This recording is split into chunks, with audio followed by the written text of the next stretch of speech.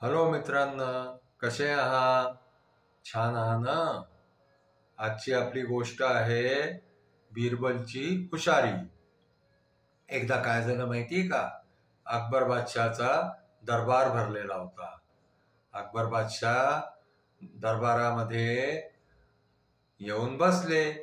आणखीन त्यांनी जे आहे ते बिरबलला म्हटलं की बिरबल, मी आज तुला जे आहे ते 3 प्रश्न विचारणार आहे आणि त्या तिन्ही प्रश्नांचे तू जर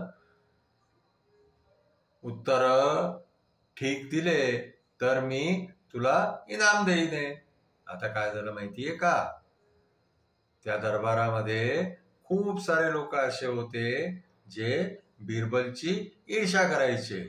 तर ते सगळे जे ईर्ष्या करणारे होते ना, त्यांना एकदम मनातल्या मनामध्ये आनंद झाला की आज बिरबल फसला. आता बिरबलला जे आहे ते उत्तर नाही देता आली म्हणजे याची दरबारामध्ये फजिती होईल.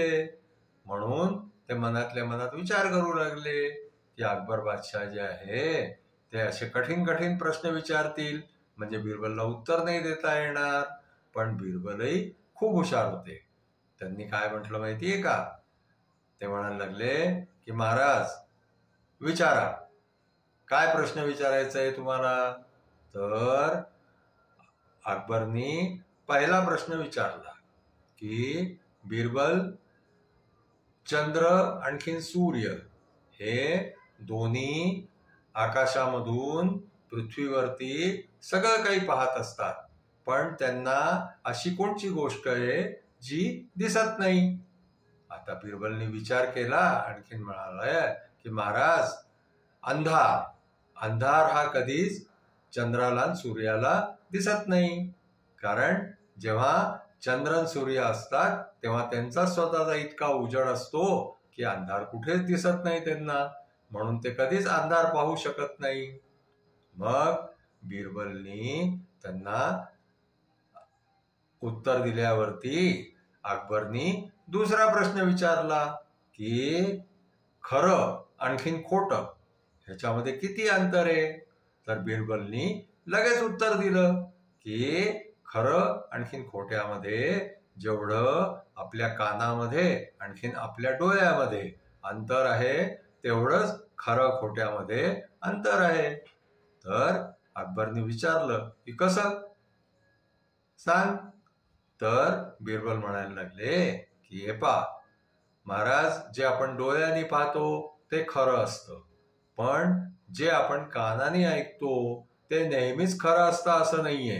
ते बऱ्याचदा खोटंही असू शकतं. म्हणून खऱ्या आणखीन खोट्यामध्ये जे ऐकलेलं आहे ते खोटं असू शकतं आणि जे पाहिलेलं आहे ते नेहमीच खरं असतं.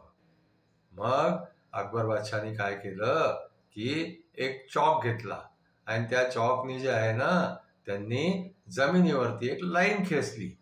आणखीन ते बिरबलला म्हणायला लागले की बिरबल, या लाईनीला बिना टच करता, बिना हात लावता ह्याला छोटं करून दाखव. तर आता जे आहे ते दरबारात मधले सगळे लोक विचार करायला लागले की आता बिरबल बिना त्या लाईनीला हात लावता त्या लाईनीला छोटं कसं करणार?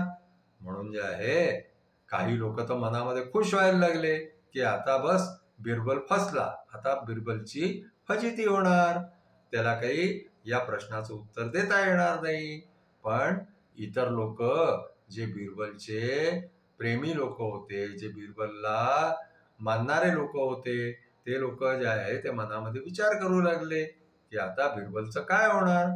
तर काय झालं की बिरबल जे आहे ना ते खूपच हुशार होते.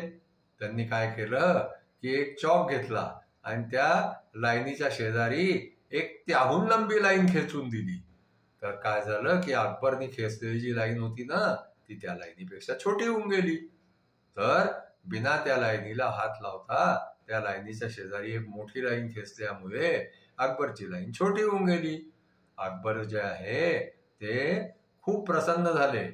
आणखी बिरबलच्या हुशारीवरती ते इतके प्रसन्न झाले की त्यांनी बिरबलला खूप सारे इनाम दिले, त्यांना खूप सारे धनदौलत दिली, आणखीन त्यांना खूप त्यांची प्रशंसा करून आणखीन बिरबलला जे आहे ते तिथं त्यांनी घरी पाठवून दिलं. तर आज आपली गोष्ट इथेच संपली.